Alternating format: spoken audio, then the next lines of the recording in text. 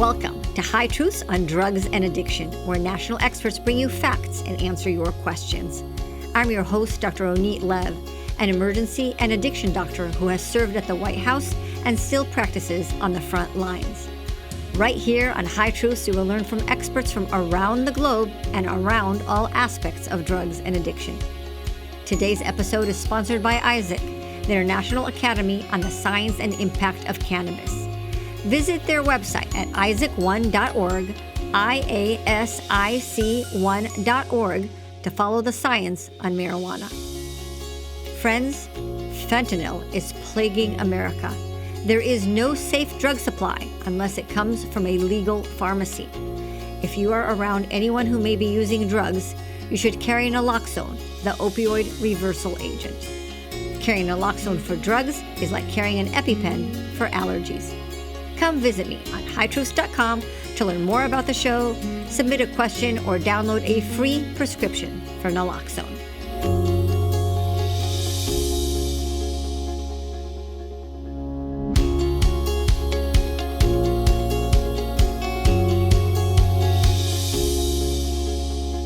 Hello again, High Truth listeners. Get ready for a tender conversation. I'm your host, Dr. Ronit Lev. Tender as in bud tender. What does it take to be a bud tender? Probably, as in any sales job, communication skills are the most important. But what if you wanted training? I looked it up.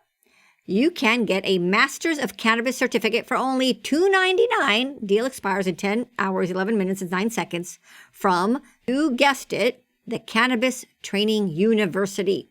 You can get it all done in 7 days. My medical training, to compare, cost me more than $2.99.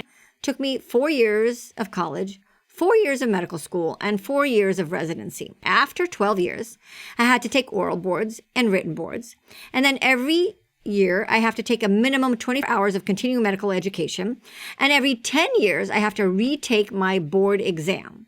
That's a lot. Even lawyers don't have to take the bar again every 10 years. At 50 years old, I remember taking my emergency medicine boards for the 4th time. And after the exam, I went and parked my car near a grocery store and cried for like an hour. I cried, not because I thought I failed, I passed. I cried because I knew that in the future, in 10 years from now, when I was 60 years old, I would have to go through that ordeal again, memorizing a bunch of crap I knew I didn't need to know, taking time away from my family, my friends, and whatever years left I had of my life to study. The public can choose to trust a bud tender who has a $2.99 master's certificate, or you can trust doctors like me and my colleagues at ISAC, the International Academy on the Science and Impact of Cannabis. The doctors and scientists at ISAC have many years of experience in clinical practice, science, research, and pharmacology. This brain trust has published books and scientific publications on cannabis.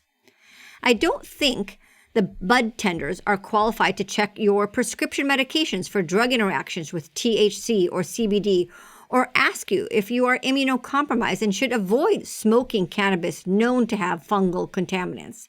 I doubt they ask about mental health or warn about psychosis and suicide. I don't think the Masters in Cannabis certificate includes education from the American Heart Association about the risk of the heart attacks or strokes, or information from the American Lung Association on the risks of smoking or vaping anything into your lungs.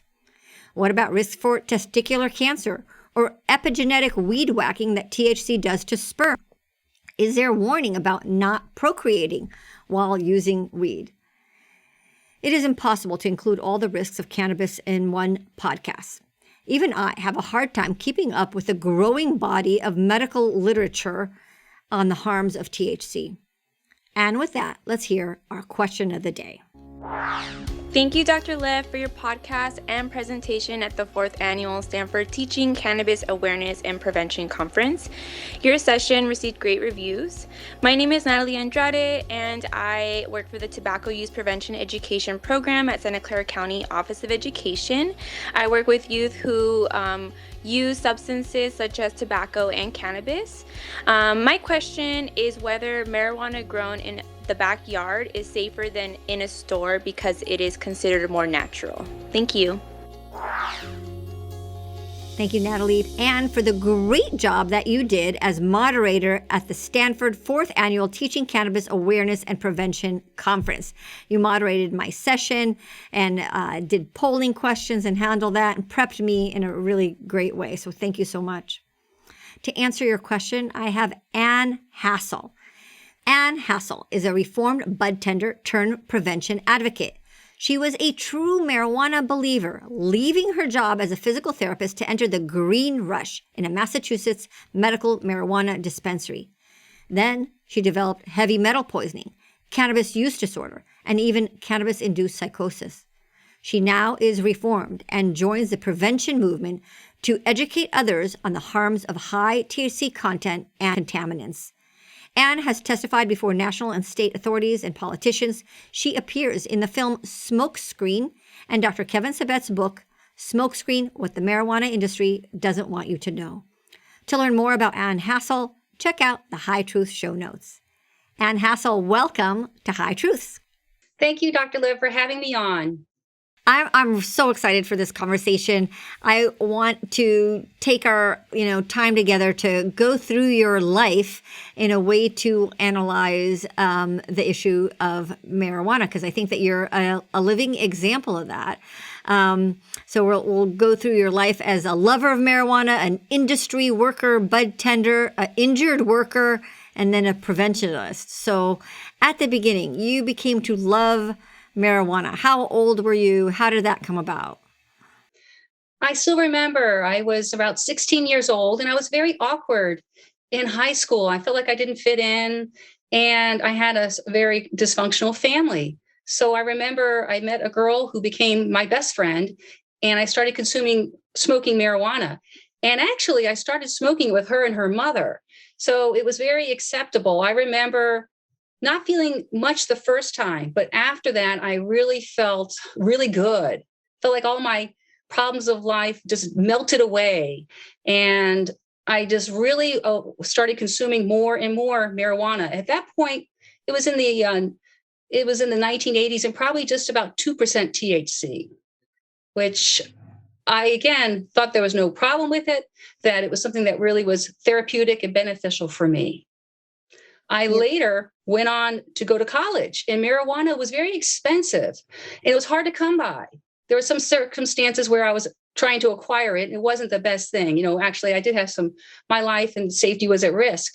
So I decided to grow my own with my boyfriend. And in Virginia, the height of the war on drugs, I got arrested because I was growing marijuana in a closet. And I was facing at that time a 5-year minimum to 25 years.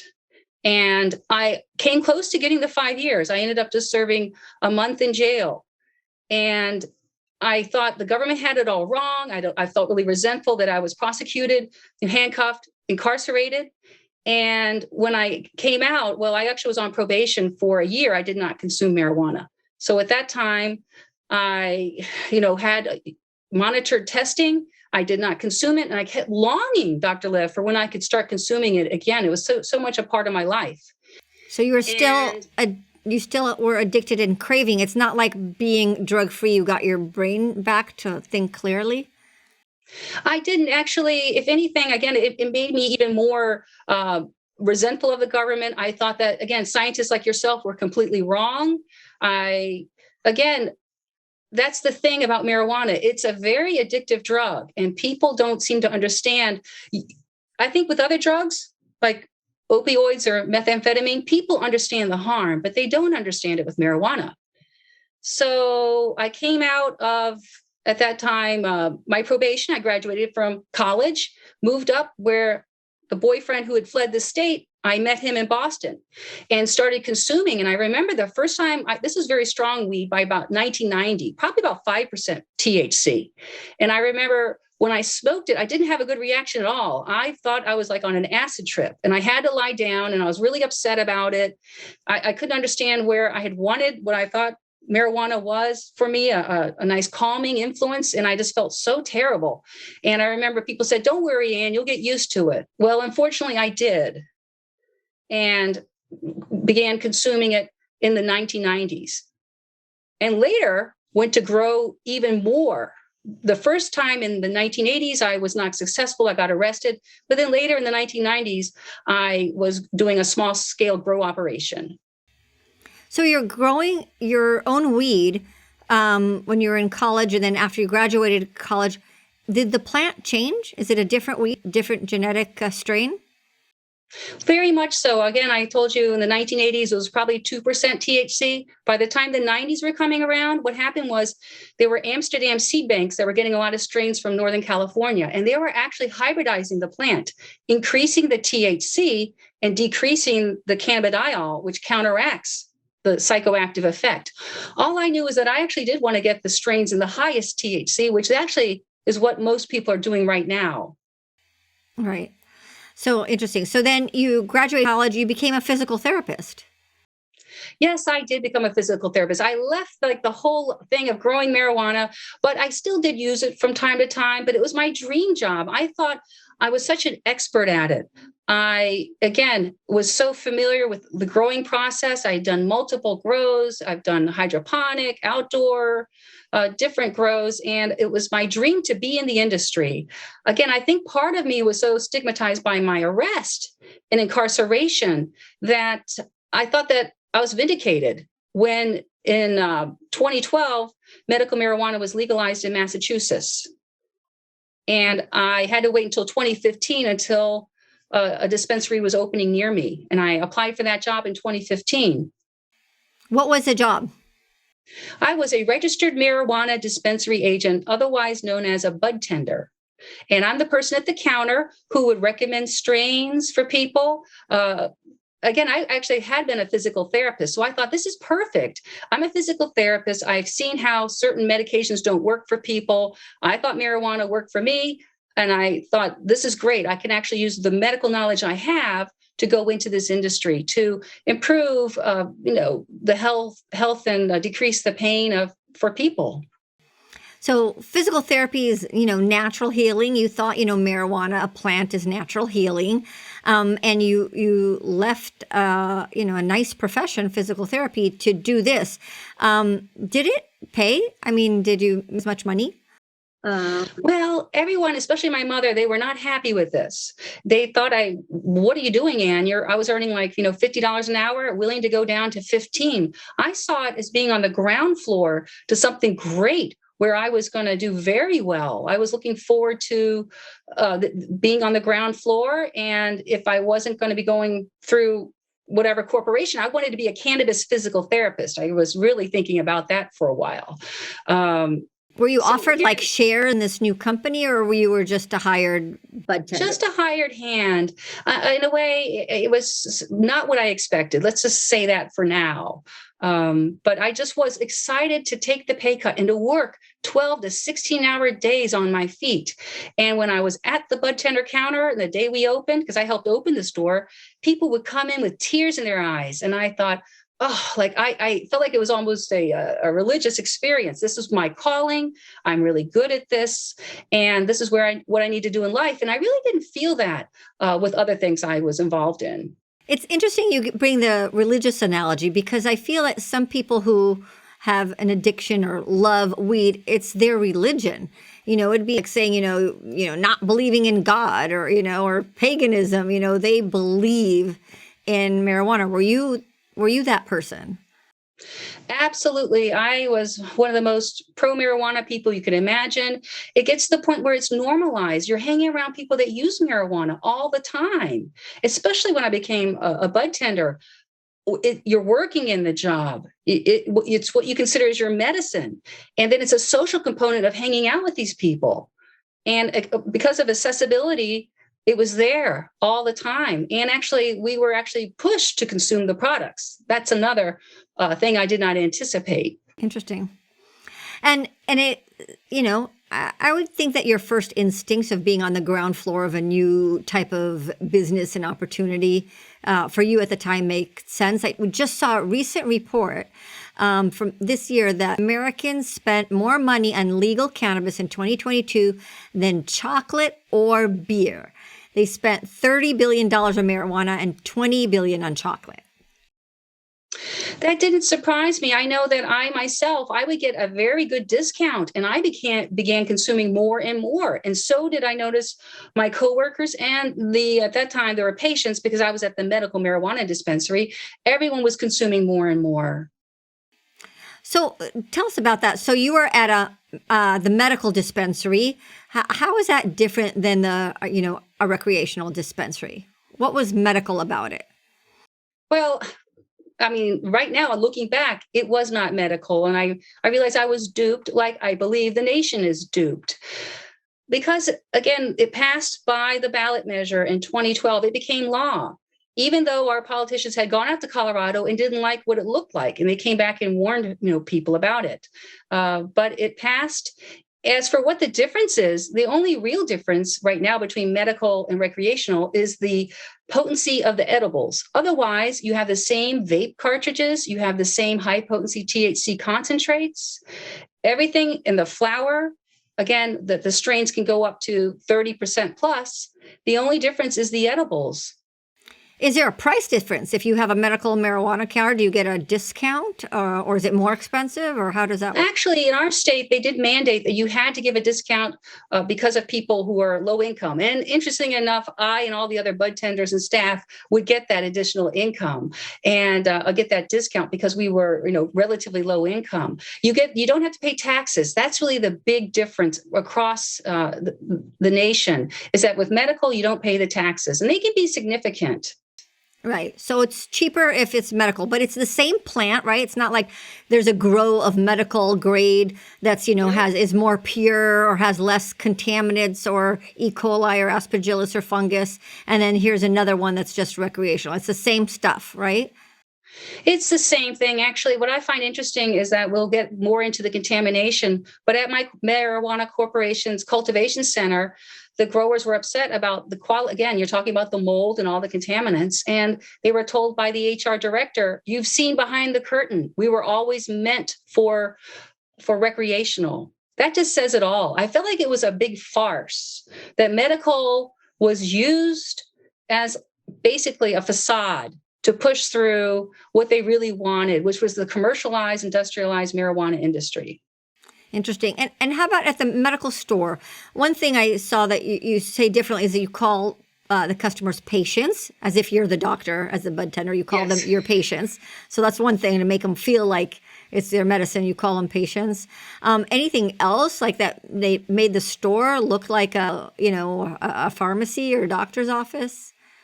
Well, it was interesting. They did have these it was kind of a hip store. Some people described it as the Apple store. It had like wooden or teak counters and green lighting. And in the back, there were these patient consult rooms. And they really were patient consult rooms where you could have semi-privacy by closing the like a partition door. So you would I was really into the patient consults. I took it very seriously. What I didn't realize is that later, again, it was a complete facade to bring through the commercialized industry, is my coworkers, there were some EMTs, there was me, there was someone with a healthcare degree. Later on, they were hiring bartenders and restaurant servers. And I would notice that I would take it seriously and want to listen to the people and find out really what their issues are. And I would not want to really recommend a very strong strain for them right off, not for the inexperienced user. But I had some coworkers in their 20s, and that's what they would do. They would go meet with these, 80-year-old women and have them buy the highest potency sativa imaginable because that's what they liked. Right. And they would come up to my counter. Oh, this young man says I need to get this. And there wasn't much I could do. I would just dispense it. Were you ever taught to check about, drug interactions, other prescriptions, or talk about drug driving or pregnancy or lactation or heart health or lung health or anything else that a real doctor would talk about? None of those things. If anything, we did have some pregnant bud tenders at one point in time. They really wanted to talk about how marijuana was helping them. There is this Jamaican study from way back when, I don't know how reliable it was, saying that it was not harmful. I think it was in the 1970s. And we had some very pregnant women working there and dispensing it and recommending it. Wow. So what about the products? What were you told, okay, as a bud tender, were you told, hey, push this product, this flower, these items, we got these vapes we need to offload, or tell us a little bit about the products. What are the hot items? And well, when we first opened, we had, again, the high potency flower, maybe a few vape pens. We were always told to tell them they were very discreet. In other words, Dr. Liv, you can be token going down the street. People told me that they were at the counter. They told me they were vaping at a funeral, right there in the funeral parlor. It just seemed like everyone was basically consuming in a way that it wasn't meant to be medicinal. And then later, I kept wondering, where's the CBD? Because that was the cannabidiol products. Those are the ones that are supposed to, prevent, seizures and other problems.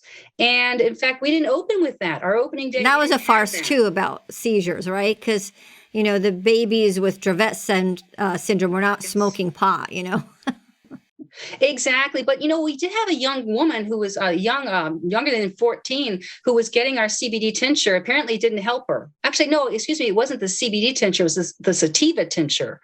And I heard that did not help her. Well, I'm not surprised. Why was this young person getting a sativa tincture? What is sativa tincture? Is that THC? Well, the sativa, what happens is you have the cannabis plant and you basically have sativa, which is more energetic and upbeat. And then you have indica, which is supposedly more mellow, but people can have paradoxical effects from it. And the fact is that they were giving THC to a 14-year-old girl? Absolutely. She could have been younger. She could have been 8 to 12. Isn't that child abuse? No, because you have in Massachusetts 2 medical doctors who signed off on that. Thankfully, she decided, or the parents decided, it wasn't helping her.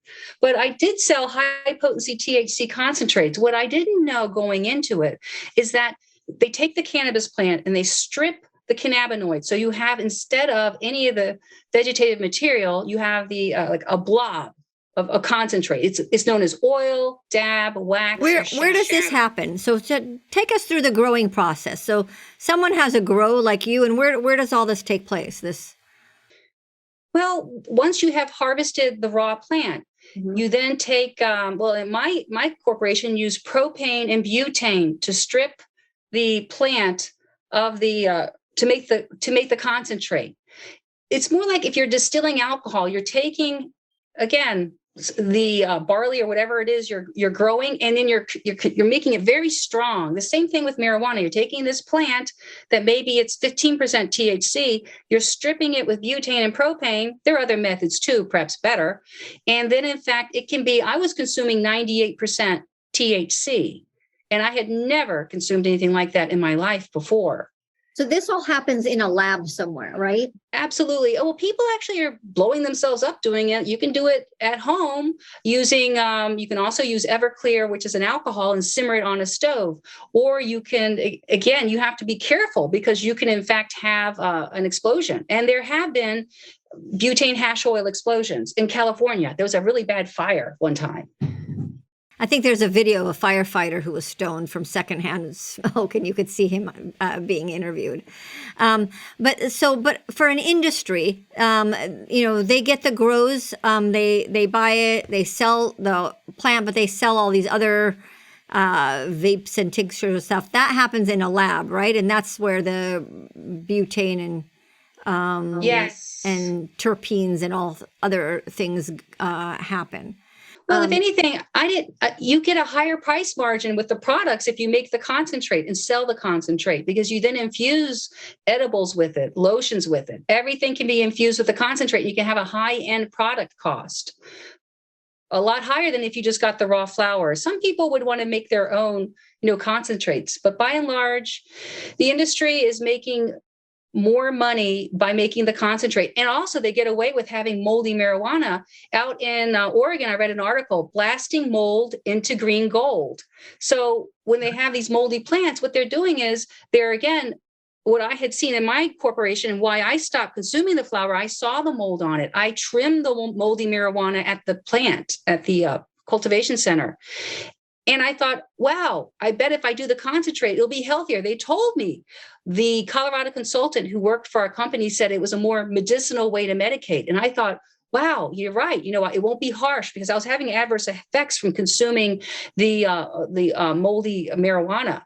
And if anything, I didn't understand that it makes the mycotoxins increase even more when you have contaminated marijuana. If you then are condensing it, you're making even more toxic. So at the medical dispensaries, if this was a pharmacy, dosing and product integrity, contamination is very important. What were the dosing standards at the dispensary? Well, the lowest edible potency we sold was 10 milligrams. And we told people, go low, go slow. That's what they're saying across the industry. I'll be reading a newspaper. Oh, they're saying go low, go slow. But when you give someone a little tiny nugget that's like, a little Tootsie Roll that's 100 milligrams, well, people don't always go slow. No, or they go to the emergency department and I see them there. Absolutely. My friend was hospitalized. She told me she was consuming the 10 milligrams. It was a girls' night out with her friends, and they would consume the 10 milligram edible, no problem. Well, one time they consumed it, she went into seizures, and she was doing the scromiting, which I think you coined that term, screaming and vomiting, in the ER for 8 hours. And she was lectured to, you need to know what you're consuming. She decided then and there not to go back to my corporation, because I worked at the center. When I went to the cultivation center, I saw people. We were high in the dispensary dispensing the products. They're high in the cultivation center making the products. And they wrapped the 10 milligram and the 50 milligram and the 100 milligram with the same wax paper. And then someone just dumps it in the wrong bin. Wow. So not reliable in dosing. Contaminations, mold, you said you actually saw that. I think, there's a study from UC Davis that went to 20 legal dispensaries in California, bought the products, and 100% of them, all of them, marijuana plants had contaminants, especially fungus or E. coli. And the illegal pesticides, I believe that was in California. I think 80% of them failed for the banned pesticides. And people need to understand, you can take a pesticide that if you eat it, it's not as harmful, like myclobutanol. But if you combust it, it becomes hydrogen cyanide. That's mustard gas. So let me ask you, there are, I think more illegal grows in California than there are legal grows. And I imagine it's a lucrative industry. I'm wondering if the legal dispensaries throughout the United States, they buy their product from somewhere. What is the product integrity to make sure that that product wasn't bought by illegal grows versus legal grows? Well, they supposedly have this seed to sale tracking. I don't even know how reliable it is. From what I saw, there's a lot of deception. They're taking shortcuts. All these corporations care about is money. And I don't think people understand just how industry driven this is. I have heard of other states. I know that they were transporting across the state lines. So I know what happens. I can't say it happened with my corporation, but actually, they did get the plants from Colorado. That I know for a fact. They got clones from Colorado. They were supposed to start in Massachusetts from seed. Remember I told you seed to sale? Well, Apparently they got the clones from Colorado.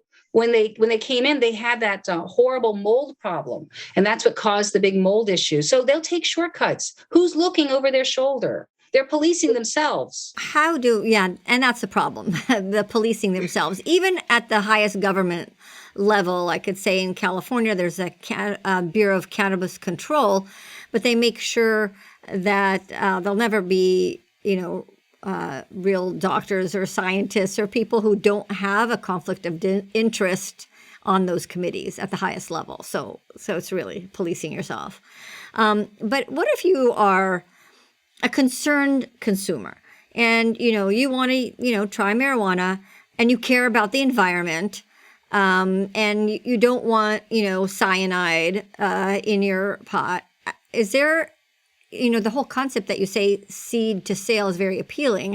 Is there a way to make sure, like when we go to the store and I want to make sure that my, tomatoes are organic, or my eggs were, non-caged eggs or whatever. Is there a way for consumers to know that kind of stuff?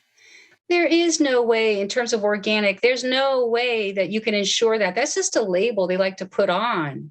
And I actually stopped consuming marijuana after everything I went through in terms of the physical and mental problems it caused me. So I can't really recommend to people what to do. Now, I have to say, if they decided, I know people that still grow their own. The thing is, especially if you get a clone, once a mother plant is in fact treated with pesticide, then the clones have the pesticide in it. So there have been people in California, they're like, oh, I'm a caring cannabis small, like local company. I'm going to get these clones and I'm going to grow them. And then they'll do it and they won't use any harmful things. And then when they test it, it fails for pesticides because it all comes back to where did they get that original plant from? So Natalie Andrade is a prevention worker. She works with youth, and she works with kids who have used marijuana. And she gets asked often, what if I grow the plant on myself, like kind of you did at the beginning of your love for marijuana? Is it safer than buying it at a dispensary? I think it probably would be safer, but I'm coming from the angle, and it took a long time for me to get there, Dr. Lev, because I thought that the first problem was the corporate marijuana. And then I figured out, it was the high THC was a problem. Then I realized that THC itself is something that is fraught, again, with health hazards to consume.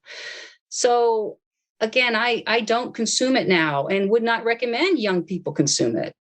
After what I know about the thing is, I stopped consuming it because I was alerting the state. And when I stopped consuming it, I later read the scientific literature about it. And I didn't believe it. I believed that all that was fake government propaganda about the addiction. I thought it wasn't addicting at all. Right. And I didn't think it was harmful. And then I know in California, they say that cannabis is a carcinogen in terms of smoking. They've admitted that. So why don't people need to understand that even if you grow your own plant and you're still smoking it, it's carcinogenic. It's still not healthy. Yes. You stopped because you got sick. Let's talk that part of your life when you had some type of aha moment. Is because you developed symptoms. What were your first symptoms that you first noticed when you realized this is not my religion, or maybe it's a problem? What alerted? Well, the first thing I had was when I noticed the buds. Again, they were moldy, and I was having respiratory problems, allergies, and so were people in my dispensary. We would have morning meetings, and someone shared that their tongue went numb after consuming the flower and that it wasn't flushed right. So not only did I have growing experience, but so did most of the people at the dispensary. That's when I again shifted over to the concentrates because I thought, okay, that's embarrassing to admit now. Here I was selling moldy products that were harmful, but I was consuming the concentrates. And that's when I started having neurological problems. I started to have abdominal bloating. I developed a severe cannabis use disorder that I, at that time, didn't know I had a cannabis use disorder, and also developed psychosis. I started I would take the butane torch and the dab rig and do it. That's kind of the hardcore way to do it, not just a vape pen. But to get the huge effect, you do a dab. And I would get to the point where my eyes would roll up in the back of my head. My friends would see this and I would pass out and have these horrible, daydreams of committing violent acts. And I really, at that point, I just consume more and more. I think when you're in psychosis, you don't know you're in psychosis. Were you not scared by your psychosis? Like these scary? No, I wasn't scared. That's what was so horrible, is that I just thought it was even giving me urinary incontinence. You would think that would be a wake-up call, right? Like, what the heck is going on? But if anything, I really liked it. At some point, I remember I actually mountain bike, and that's a fun thing I like to do. It got to the point where I would bring my bike on a beautiful fall day and think, I'm going to ride my bike. And I would show up and I'd think, I just want to dab. I would just want to dab it. I hated myself. And then I would just leave and not even go mountain biking and go dab at a friend's house. I think that my mind was basically hijacked and I felt no natural reward at all. It had to be from, again, the dopamine that flooded my brain from the high potency THC concentrates. Yeah. Yeah. And even though you had these psychotic episodes, they didn't scare you enough. No, and actually, if anything, I thought they were real. I thought that what I was believing, eventually, I wanted to harm people. I wanted to murder people. I thought that people were not human. They were actually shape-shifting reptilians. It sounds crazy, but I really thought that was true. And I was the only person who could save humanity. Again, if I could kill certain people, I could save humanity. So I understand when you had that young woman, I think it was California, she did probably a hit of concentrate and killed her boyfriend and his dog. And I feel like it does happen to people. But at the time, I didn't want to quit using it. I did not want to quit using it. And well, how scary that is. You could think of that could have been you. Absolutely. And so when I hear about bizarre behavior, I'm not surprised. I know what it does. And I'm so lucky that I at least stopped and could then recover because my mind was really a mess. I didn't have any short-term memory. I was also heavy metal poisoned. That's a part of it. And that is I saw that you talked about that. That's a very difficult medical diagnosis to make. What were your symptoms and how were you diagnosed? Well, what happened was when I eventually, by the way, I quit my job as a bud tender. Once I found out about the moldy contamination, I actually had talked to the cultivator and found the whole truth. And I have to say it was cognitive dissonance. On the one hand, I was told this is the best of the best medical marijuana. On the other hand, I'm thinking, why? Why does the marijuana look like this? I'm weighing it. I'm feeling it. It doesn't look right. But I did not, I started to not trust my marijuana corporation, but I trusted the state to regulate it. And that was my problem. That was the big problem. Right. So, well, tell us about your heavy metal poisoning, and then we'll talk about whether you were a whistleblower. Oh, yes. So actually what I was, I trusted the state. And what happened was I, again, had a lot of I was having tetany, spasms in my legs. Wow. Again, I'm talking about the neurological problems. I had numbness in my legs. I didn't know what was going on. So I did quit my job, which is good. And I quit consuming it. And then I started reading online about Smithsonian Magazine in 2015 wrote about how medical marijuana can have heavy metals in it. And I got so afraid. I thought, I know that it's being grown and it's contaminated, but I really started to worry because I had actually had a patient with heavy metal poisoning when I was a physical therapist. So I thought, what could be the worst thing? I better get checked. So I actually went through, it was an intense, I had to go see an osteopath. And again, I had the IV and the chelation to draw out the heavy metals. Did you get did you get a blood test that showed that? Because that's very hard to obtain. I should have done the blood test. What happened was I didn't want the blood test. I was convinced actually that there was a certain heavy metal in my body, which is why I wanted all of them tested. I tested high for lead, like really high. Also for nickel, which our dispensary, our state doesn't test for, cadmium. But what really what blew my mind is that thallium was in my system and it was elevated. So where did you go to get these blood tests? Because I think the usual patients, if they come to the emergency department, I usually don't do these kind of tests. They don't. I've had a friend go to the ER, same thing. What I did was I researched it and I decided to have a urine test done. And it was I drove 2.5 hours to Maine and had an IV and I was peeing like for 2 hours in the office with the IV. And then they gave me my urine container and said, keep peeing 2 hours more going home. And then I sent it off. And I've had many doctors, when I went to see a primary care physician, they knew nothing about heavy metals. Every doctor I've talked to says they don't know anything about it. And I feel bad because I at least was able to stop having heavy metal poisoning, which could lead to cancer. There's some very serious problems with lead poisoning. Wow. And the other, you think that's another consumer industry, people who do heavy metal testing, they can, to figure out. But because you're right, we don't do that in the hospital. And very rare events. We had one lady who kept coming in with weird symptoms, losing her hair, losing weight. Nobody could figure out why. All her tests repeatedly were normal. And it was actually her husband who was poisoning her. Was it thallium? It wasn't thallium. And I forgot what heavy metal it was that he was putting in her food.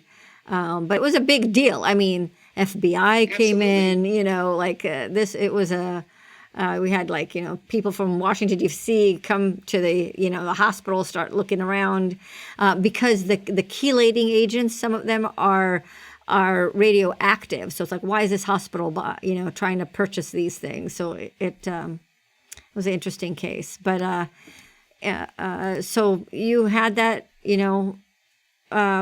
discovery, and you quit. And when you quit, you're an injured worker. I mean, I'm wondering if OSHA cared about did you file a work comp claim? Were you a whistleblower? I did multiple things. I did file for unemployment because I thought that would be something, given I had all this I have extensive documentation on this. The sad thing is they would not set a precedent by saying there was an injured cannabis worker in my state, though there's been a death in my state. Lorna McMurray was a cultivator. Actually, she was in the making the concentrate, and she had an asthma attack. She had two, and the second one put her in the ICU for 3 days and killed her. This is a 27-year-old. I did in fact report it to OSHA, and OSHA did nothing for a year. And eventually I had a little bit of publicity with a cannabis activist, but they just did a lame report. They could not go in. OSHA told me their hands were tied. I was told. Why is that? They come into my husband's dental office just because he's not, having the right, CPR equipment or whatever. Like, they're all over you. Anybody who has a business, any small business owner knows those regulations. How is the cannabis industry so protected? I don't know if it's just, again, I look at the regulators. I think that there could be complacency, incompetence, and corruption. I mean, I don't know how else to explain why what's happening is happening. I think there's a lot of incompetence going on. How did you recover? I mean, at this point, you were using marijuana in high potency for many years. Quitting is not easy. How did you manage it? And you mentioned, like, even when you were in jail, you had cravings from it. Now, at this point, with even higher potency, how did you quit? And did you have cravings, or did you replace that with something else, or how did you do that? Well, when I discovered the contamination, I did quit for some time. And what happened was I was striving, and I have documentation. I've documented letters I sent to the federal government, to the state government. And my first relapse was when I decided to call the DEA. And I thought, I got to report the contamination. And I called the DEA, and it really took a lot for me to do that. Because again, I had been arrested for marijuana. I still at that point didn't want to, be someone, stopping people from having marijuana. But when I called the DEA about 3 months after I quit the dispensary and had not used marijuana, they did not care at all. They didn't even want to. I said, don't you want my name? They're like, no. And that caused me to have my first relapse. But when I did, in fact, consume just flower, I swore off the concentrates. I had a bad effect. I would just feel that weird tingling in my legs, and I would get paranoid, and I would pass out. I would take the lowest dose imaginable, Dr. Lev. I'm talking a small amount, and pass out for hours. And my friends were like, well, what's up with that? And so then I think, no, I can't consume it. And then I had actually took Dr. Paula Gordon's class on the harms of marijuana. And again, I wanted to stop. I thought, this is not healthy at all. I need to stop. And if I can't stop, then that really shows me there's a problem. But eventually I sought a higher power. And that, when you have when you have a spirituality where you don't need a drug to feel good, you feel good because of just that connection you have with the life force. That's really the best way to live. From what happened to me. And so I sought the higher power, and I actually will have 4 years, 5 years sobriety in November. Wow. Congratulations to you. And how do you feel? How do you feel health-wise and mental health-wise? I feel really good. In a way, I for a while, it's sad. I did have the cravings and I did want it to work for me. But now I had this again, spiritual, I guess, epiphany where I do not like marijuana. I don't crave marijuana. I actually get nauseous. I was walking an 85-year-old patient because I'm a physical therapist down the street in Amherst, and there was a young student smoking a big blunt. And I thought, this is so wrong. Like, this is just making me mad. But the good thing is you can't overcome it. I'm the person where, again, to this day, people still wonder, well, why are you doing this? Why don't you just go back to it? But you just can't go back to something that was that harmful for my mind. I almost killed myself. Yeah. And that actually people have, and I've read about, sometimes the suicides happen after you stop consuming it, because I know that point where you feel like you'll never feel any joy again. Right. Or guilty, or whatever hole you had in your heart that you were filling with drugs is now raw and open, not covered up. So that that's when the depression actually emerges. So, all right. So you decide to quit. You were able to do that. You saw a higher power. You reported to different agencies. They didn't care. And now you're speaking out. Are you threatened by taking that bold move? Because again, marijuana is people's religion, and you're speaking against that religion. That evokes a lot of emotion. The weird thing is, I feel like I know people who have been, either attacked on social media. I never have been, and I don't know why. I was in the movie Smokescreen. I thought, well, can't people see it? I was just up there in New Hampshire testifying against commercialization, and there were some people from Massachusetts, some cannabis activists up there. I thought, surely they're going to see this happen. And I'm at the point where I don't even care, because if you know the truth, then you can't really go along with a lie. And what I feel has happened is the American people have been lied to about this. It is not the drug people think it is. And people think, yeah, you're absolutely right. People think when you talk about medicine, I've had, even the rabbis say, well, it's medicine. Don't you recommend medicine? It's like, but it's not medicine. You were duped by that. There are standards that we have for any other medicine in the world, except for this, product, and that we're not keeping. I think Keith Stroop said it really well. I didn't know this, again, because I bought the drug propaganda, which was not only just marijuana, but that was the gateway to, again, psychedelics, thinking, oh, the government has it wrong. And it's really these drugs can cause us to have that connection with, the universe. And there's a big conspiracy to stop people from having this knowledge. And that's unfortunately what I'm seeing now. I think that right now we're at a dangerous time where people, I can't even believe we're talking about, again, but the potential to have like psychedelic dispensaries. I listened to this podcast called The Coffee House, and they're a group of people who do podcasts promoting marijuana. And what intrigued me about this one episode is they were absolutely flabbergasted, jaw opening, and they could not believe that this cannabis industry, 605 Cannabis, also known as Badlands, in South Dakota, was being sued, and the Department of Health of South Dakota is being sued for various violations that these, these marijuana religious folks who promote marijuana were aghast that these industries were adding Delta-8 and terpenes to the cannabis and altering the labeling, including these products, and, not supervising the food establishment, not having security cameras. I mean, people, I think most people are good, and they believe that, businesses should be honest, and they don't, when they're confronted with the data that this is not happening, they're shocked. Why should we trust the corporations? I mean, we know what they do. And when I went into this industry, I didn't think it was a corporate thing. I thought it was this, again, a plant that I thought was a natural plant. And what they've done is it's all about greed. That's the thing. It's all about, I didn't understand the deception and the harm and how they're willing to, again, harm people for money. That goes against my values. And people should be shocked. But the thing is, in California, they were starting to implement, after having no standards for lab testing, they then were having a bargain basement sale of potentially heavy metal poison, pesticide poison, marijuana. And then there were people lining up around the block for it. So even when you alert them and say, look, this has not been tested for heavy metals or pesticide, it's bottom, it's amazing you're allowed to do that. If you have expired milk, at the grocery store, they can't just do a sale. Here's some, sour milk that everybody could buy. We're going to have it half off now. No, you throw it out. The thing is, I didn't understand. I really thought there was going to be regulation for it. And I didn't understand about the high potency.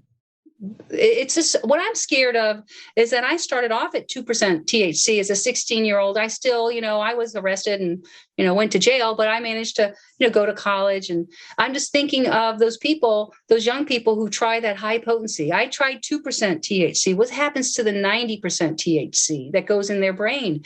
And their brains are forming until 25. Right. You learned all the right things, right? And so your dopamine need is more and more. That is definitely very sad. Knowing what you know now about the industry, what can you tell us that the public needs to know? From being behind the scenes. Tell us behind the scenes.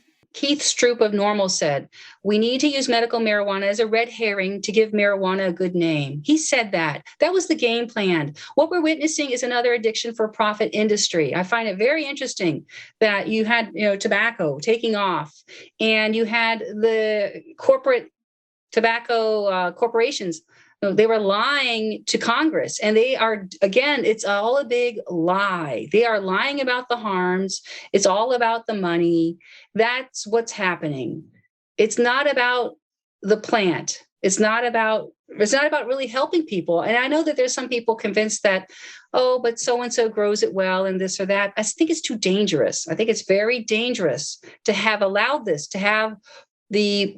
What would you tell the 16-year-old Anne back in, high school when you thought, wait, I'm feeling better with this?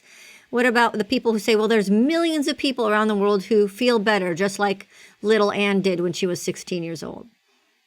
But looking back, did I really feel better? You know what I mean? I think that you're not really coping with life if you're on drugs. You're just not. That's the bottom line. And I guess that we are a nation, I think, of drug users. I think we are one of the greatest drug using nations on the planet. And that's just really sad. I think that people have to just realize, what they're doing is harmful. And it's not what people think. It's not what people think it is. Yeah. Well, that's an important message. Thank you for sharing that, for taking us behind the scenes to know about what's happening in the industry. I want to say thank you to Natalie Andrade, who works with youth and teaches prevention. I think her students would love to hear this episode and learn what happens behind the scenes. And thank you, Ann Hassel, for your bravery, your speaking up, your fascinating story. And I wish you the best of health, physical health, emotional health, continued success with your recovery. Your message is so important and what we need to hear. Well, thank you for having me. And I think the greatest thing I've learned is I won't witness perhaps the effect I have, but just putting it out there is going to produce an effect. Thank you for listening to High Truths on Drugs and Addiction, where national experts bring you facts and answer your questions. This week's episode would not be possible without the generous support of our sponsor. A sincere and warm thank you to ISAAC, the International Academy on the Science and Impact of Cannabis, doctors educating on the harms of marijuana. Visit ISAAC1.org, that's IASIC1.org, to view their library that translates medical journals for public understanding, listen to their speaker series, and follow the science on marijuana. High Truth producer is Dave Rivas from Davey Boy Productions. I am your host, Dr. Ronit Lev. We hope we brought your day a little bit more high truths.